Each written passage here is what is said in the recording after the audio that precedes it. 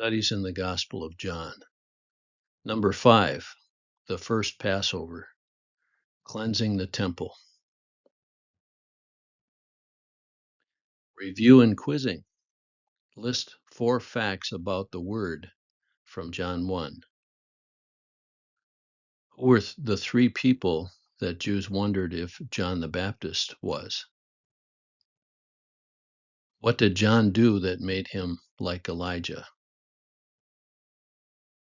Can you list the 7 signs John records? Why did John say he recorded these particular signs? Pause the video and try to answer these questions. Review and quizzing answers. Here's actually 10 facts about the Word from John 1. 1, he existed in the beginning before all creation. 2, he was being with God. 3, he was being God. 4, all things were created by him. 5, life was in him. 6, the life enlightened every person. 7, he came into the world. 8, he became flesh and dwelt among us. 9, he came to make the Father known.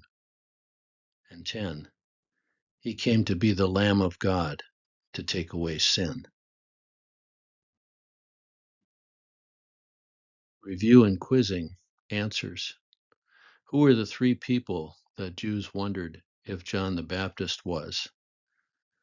First, the Christ, prophesied in Micah 5:2, Isaiah 9:6 and 7, Zechariah 9:9, and Daniel 9:24-27.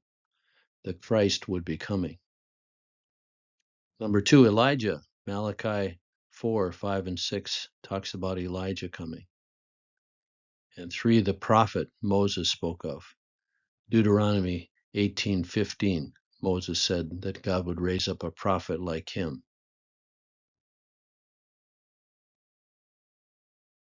Review and quizzing answers, and Elijah in the wilderness. What did John do that made him like Elijah? First, he made himself to look like Elijah. Elijah was described as a hairy man with a wide leather belt. John purposely wore a hairy garment and a wide leather belt. Second, he showed up in the wilderness places Elijah was known to frequent. Across the Jordan from Jericho, and across from where the Kerith Brook intersected with the Jordan. Third, his message was that the kingdom of God was near, similar to what Malachi said about Elijah's coming in Malachi 4:5. Review and quizzing answers. Can you list the 7 signs John records? Number 1, turning water into wine in chapter 2. Number 2, healing the royal official's son in chapter 4. 3, healing the lame man by the pool in chapter 5. 4, feeding the 5,000 in chapter 6. 5, walking on water in chapter 6. 6, giving sight to the man born blind in chapter 9. And 7, raising Lazarus from the dead. Reviewing and quizzing answers. Why did John say he recorded these particular 7 signs? From John 20:30 and 31, John wrote, "Many other signs, therefore, Jesus also performed in the presence of the disciples, which are not written in this book.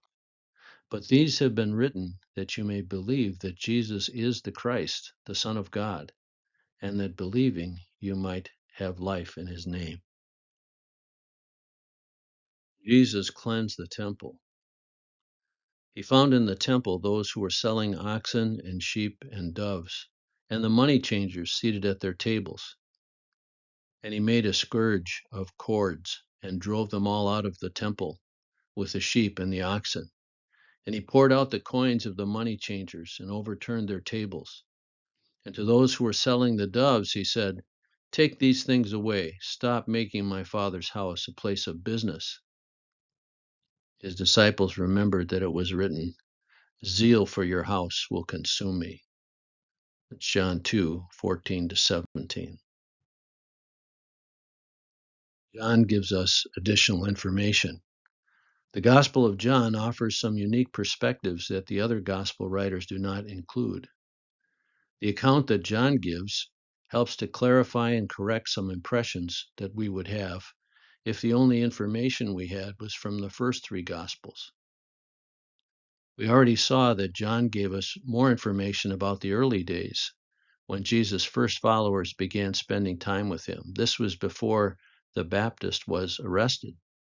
This passage includes two more examples of this. 4 Passovers. First, a reading of the other Gospels gives the impression that Jesus' ministry may have lasted only 1 year. By contrast, John tells us that there were 4 Passovers, mentioned in 2:13, 5:1, 6:4, and 11:55. By this we know that Jesus' ministry was over 3 years in duration. Jesus cleansed the temple twice. The second example of John's unique contribution is that he alone mentions this cleansing of the temple that occurred at the beginning of Jesus' ministry.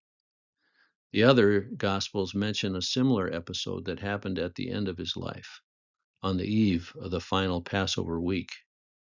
Some think that John was merely describing the same event, but a careful examination of the other Gospels reveals that there were different motivations and issues involved. Many scholars believe that John, who was obviously aware of the other Gospel accounts, was once again adding what he felt to be a significant part of the story that had not been previously told.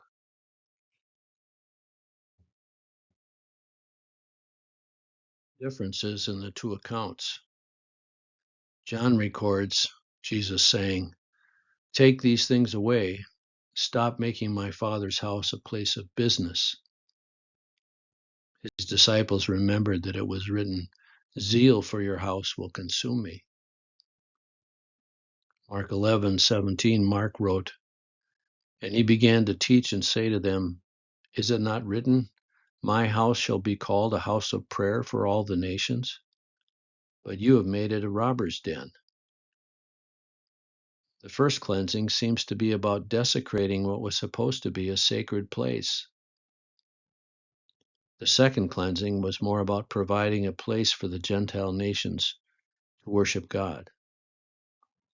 This agrees with the evangelistic focus that was soon to follow after the death and resurrection of Jesus and the coming of the Spirit.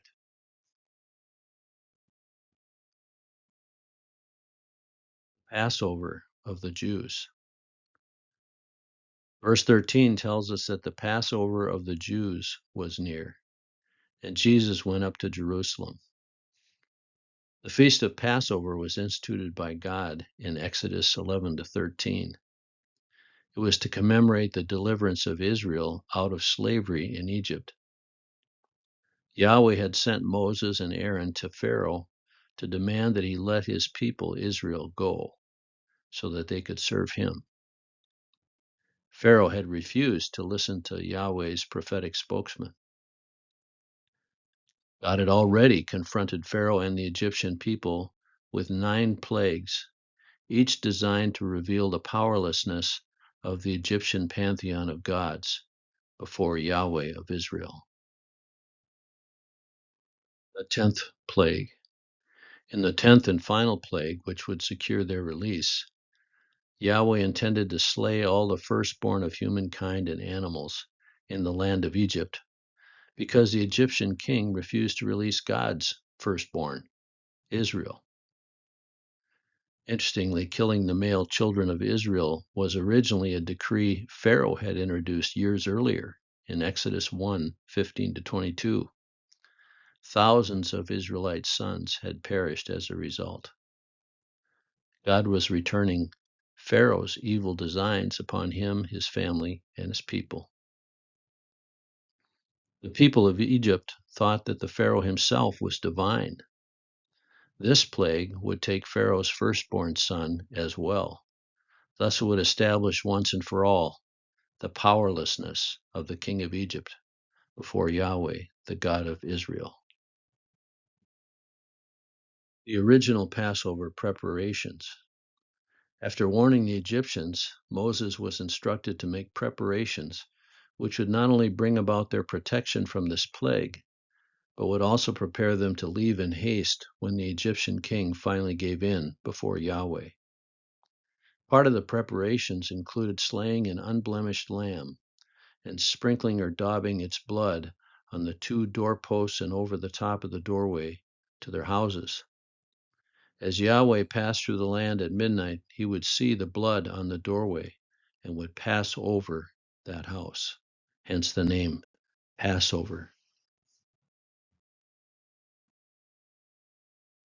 Those who died from the plague. All inside a house marked with blood would be safe from the plague.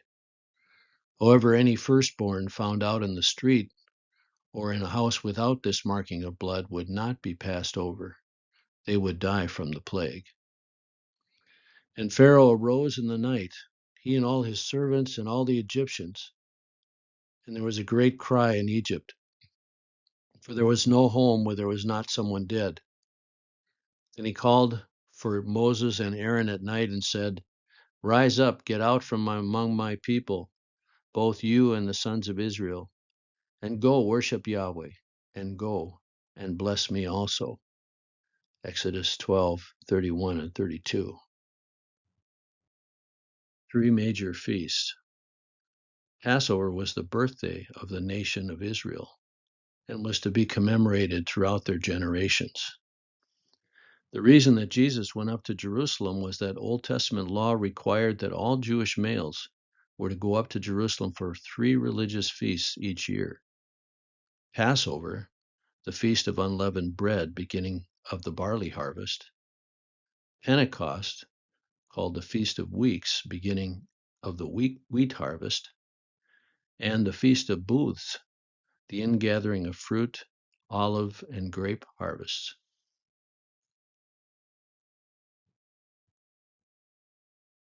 Selling animals in the temple.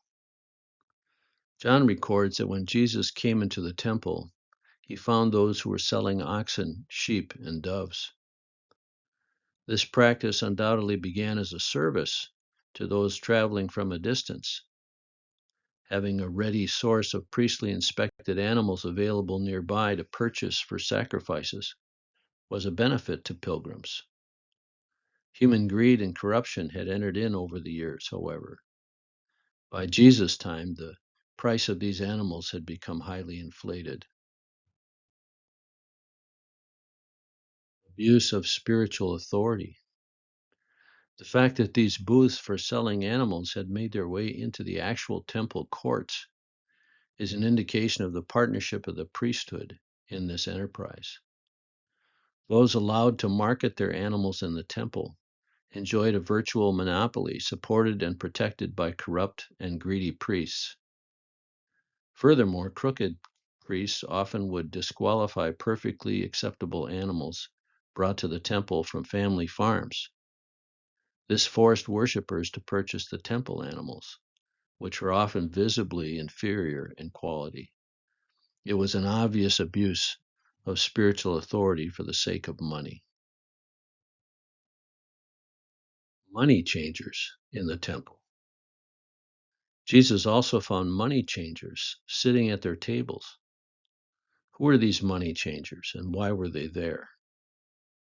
The law required every man in Israel to pay a yearly temple tax for the upkeep of the temple.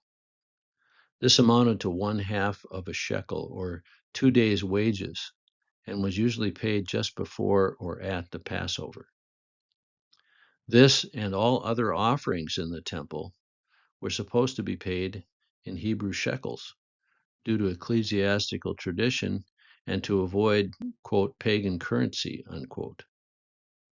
Moreover, to use shekels outside of the temple courts was illegal under Roman rule. The money changers were on hand to exchange foreign currency into the acceptable temple coinage, to make change if necessary for those who desired to make other purchases in the temple. Convenience turned corrupt. Again, this probably began as a convenience to pilgrims, but had often become corrupted due to the ease of manipulating exchange rates or of charging large fees for a service that was only available in the temple courts. The practice of tyrannical and manipulative charges of temple money changers is well documented in secular literature of that time. It was a well-known practice and an outrageous travesty. Imagine coming to offer worship to God and having to face inflated and unfair fees, not only for purchasing animals for sacrifice, but even in obtaining the required currency to make these purchases, to pay the yearly temple tax, and even to offer free will offerings and tithes. A Middle Eastern bazaar. In addition to the injustice the worshiper would have to endure in order to make an offering to God, was the reality of the marketplace environment that resulted from these activities. This was not some Western supermarket where shoppers pick out their merchandise and then pay at the checkout counter. This was modeled after the Middle Eastern market or bazaar, where there were individual vendors of goods and services who were calling out to prospective customers, haggling over prices, sometimes arguing with dissatisfied patrons.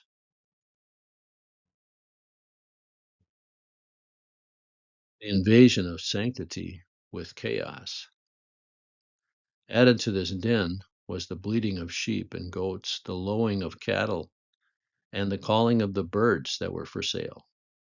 Certainly, the noise and bustle which was invading the temple courts would have made worship more difficult.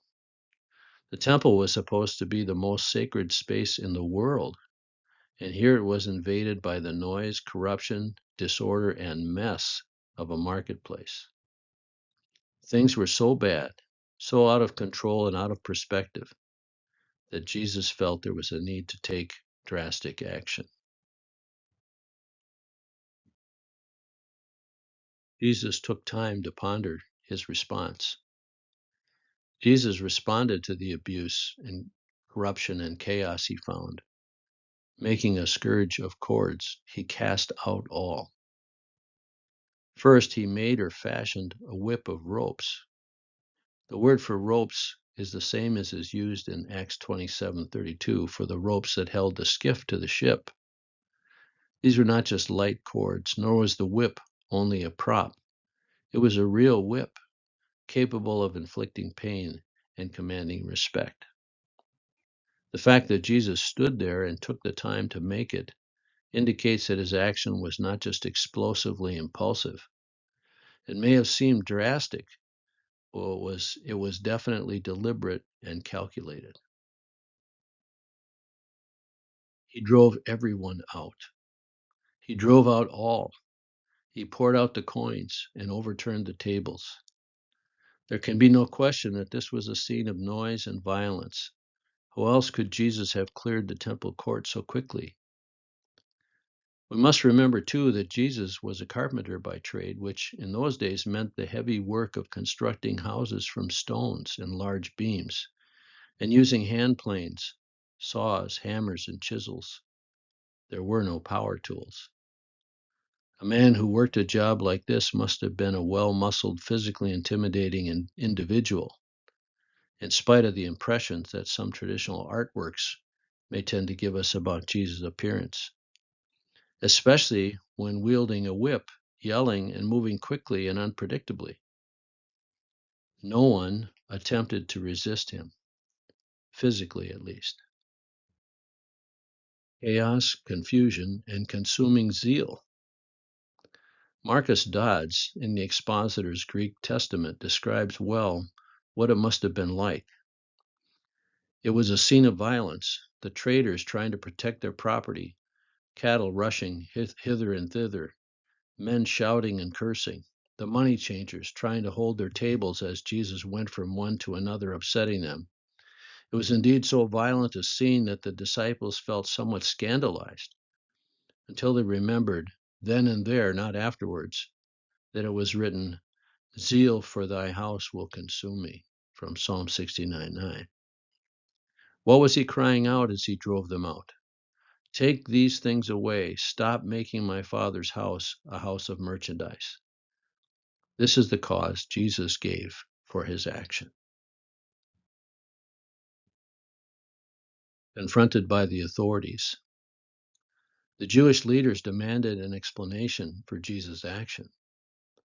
They wanted to see an outward miraculous sign to indicate by what authority he did this. Like so many politicians of our day, they couldn't bring themselves to just own up to the truth of his objection. It's interesting, however, that they did not arrest him when he did not answer them as they had indicated. Everyone knew Jesus was in the right. He had the moral authority on his side, so they could not defend their practices. Jesus' response was prophetic. What did Jesus say in response? Destroy this temple, and in 3 days I will raise it up. As was often the case with the religious leaders, Jesus did not give them the kind of answer they expected. They misunderstood what he was saying. He was not talking about the temple buildings. He was speaking of the temple of his body.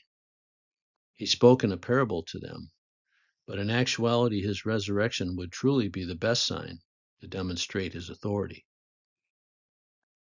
His disciples missed his meaning until later, after his resurrection. Then they remembered this incident and what he had said.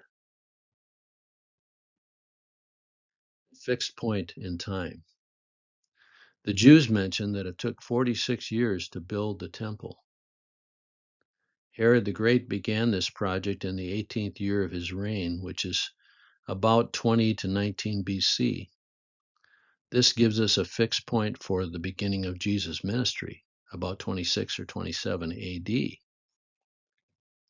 This coincides with a prophecy in Daniel that the Messiah would show up 483 years after a command to rebuild Jerusalem.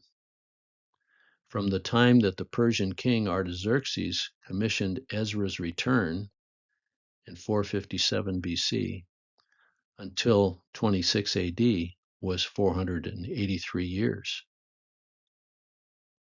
It's also the year that Luke documents as the beginning of Jesus' ministry, the 15th year of Tiberius Caesar, which was also 26 to 27 AD. Jesus' ministry was from autumn 26 AD to spring of 30 AD. A problem with human faith claims. The chapter ends on a sober note. Now, when he was in Jerusalem at the Passover during the feast, many believed in his name, beholding his signs which he was doing. But Jesus, on his part, was not entrusting himself to them, for he knew all people, and because he did not need anyone to bear witness concerning people, for he himself knew what was in humanity. John 2:23 to 25. Notice that he was doing signs, apparently many other signs, which John chose not to record for his purposes. Many people believed in him, but he was not believing in them. People will fail us, but God is trustworthy.